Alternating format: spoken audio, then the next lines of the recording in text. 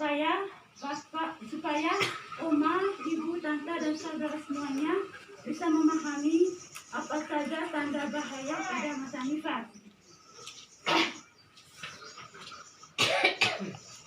Masa nifas ini bukan hanya untuk ibu yang mengalami atau sudah melahirkan, tetapi untuk ibu, oma dan semuanya ketahui bahwa masa nifas ini sangat penting untuk kita semua supaya kita tahu masa nifas dan bahaya dalam masa nifas itu apa saja. Saya sudah membagi beberapa poster. Di dalam poster itu ada materi pengertian nifas, apa yang dimaksud dengan tanda bahaya nifas, apa saja tanda bahaya pada masa nifas. Di sini saya akan menjelaskan tanda bahaya masa nifas. Yang pertama, tanda bahaya pada masa nifas. Kami jelaskan pengertian masa nifas. Nifas adalah dimulai setelah melahirkan plasenta dan berakhir ketika alat kandungan kembali seperti keadaan semula pada waktu sebelum hamil. Masa nifas berlangsung selama kira-kira 6-8 minggu. Biasanya di sini kita targetkan masa nifas itu biasanya 40 hari setelah melahirkan. Di masa 40 hari setelah melahirkan, ibu-ibu nifas atau ibu yang sudah melahirkan, mereka bisa memilih KB yang bisa mereka gunakan. Entah itu KB pil, KB suntik, KB implan, atau KB IUD.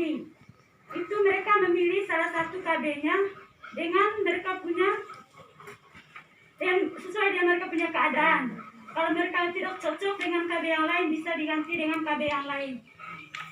Saya akan menjelaskan tanda bahaya masa nifas. Tanda bahaya pada masa nifas yang pertama adalah perdarahan lewat jalan lahir. Perdarahan lewat jalan lahir itu adalah perdarahan lewat vagina.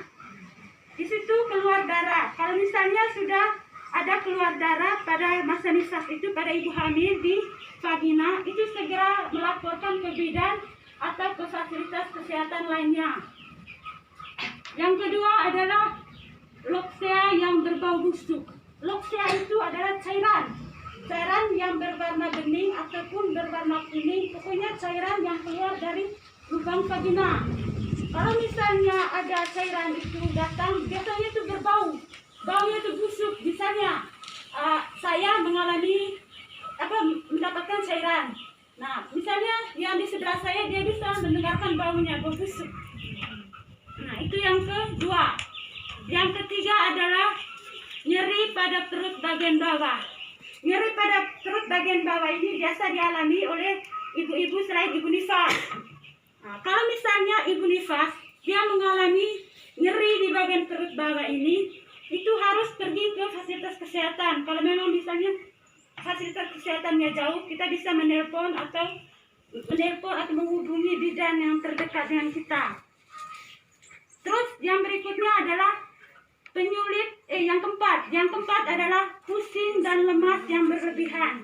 Nah, pada ibu nifas atau ibu yang sudah bersalin itu, mereka biasa mengalami pusing ataupun lemas.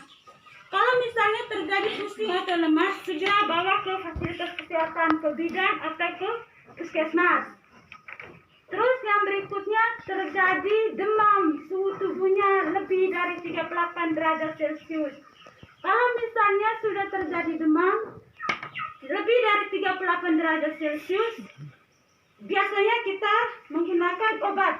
Nah, untuk menggunakan obat itu seharusnya kita harus konsultasi dulu ke bidan ataupun ke fasilitas kesehatan. Jangan mengkonsumsi secara langsung. Beda dengan ibu-ibu yang biasa. Kita bisa mengkonsumsi paracetamol atau bagaimana. Ini kan ibu nifas.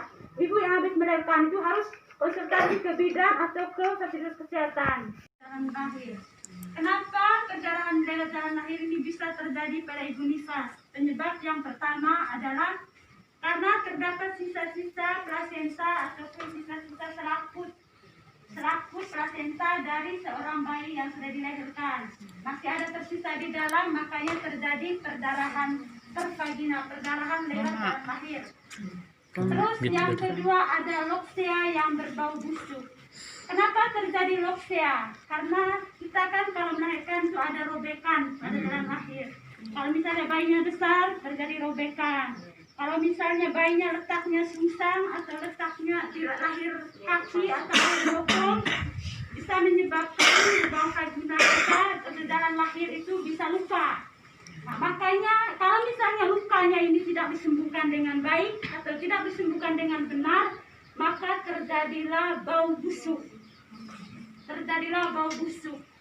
Terus yang ketiga, nyeri pada perut bagian bawah.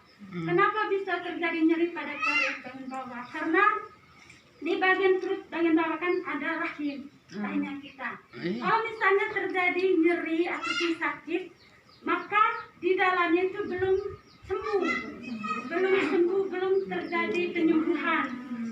Kalau misalnya lewat dari 40 hari ini, rahim bagian bawah, perut bagian bawah ini masih sakit, nah itu harus pergi di fasilitas kesehatan. Mungkin ada terjadi sesuatu di dalamnya ataupun bagaimana.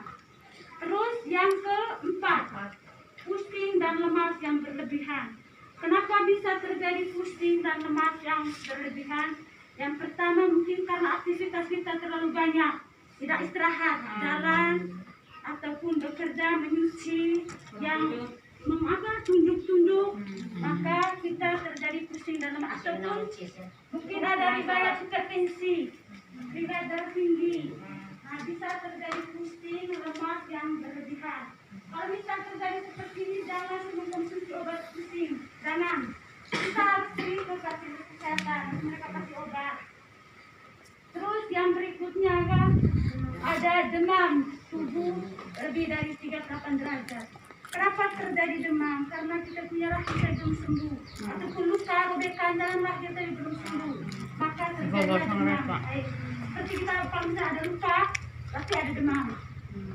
Terus yang berikutnya bengkak pada wajah, tangan dan kaki. Kenapa terjadi bengkak di wajah, tangan dan kaki? Itu karena yang pertama kurang istirahat, pola makan yang tidak bagus, maka terjadilah bengkak. Kalau bisa terjadi bengkak pada tangan ataupun pada kaki, tangan jangan begini, harus begini karena cairan. Ini bengkak ini bukan terisi, di dalamnya ada cairan yang berlebihan. Terus yang berikut, penyulit dalam menyusui. Penyulit dalam menyusui, kenapa bisa terjadi? Karena air susu tidak keluar dengan lancar. Air susu, puting susunya tidak ada lubangnya sehingga dapat menyebabkan penyulit dalam menyusui, bengkak ataupun ada luka di putingnya, maka itu segera ke fasilitas kesehatan ataupun kita melakukan sendiri kompres dengan air hangat. Jangan air panas ataupun air dingin, tapi air hangat. Terus yang berikutnya merasa sedih ataupun tidak mampu mengasuh sendiri bayinya dan dirinya sendiri. Misalnya, kenapa bisa terjadi begitu? Misalnya dia stres, tidak ada yang membantu, keluarganya tidak ada, suaminya mungkin ada bekerja sibuk di luar, jadi dia pusing. Ya di sini kita bisa menilai kayak kalau kita lihat dari luar, mungkin dia gila, atau mungkin dia stres, mungkin dia sakit jiwa, tapi itu memang bukan sakit jiwa dia, hanya karena dia tidak ada yang membantu, tidak ada yang mengasuh. Kita sa ibalo. Dia baru lelak tikut. Balo lela.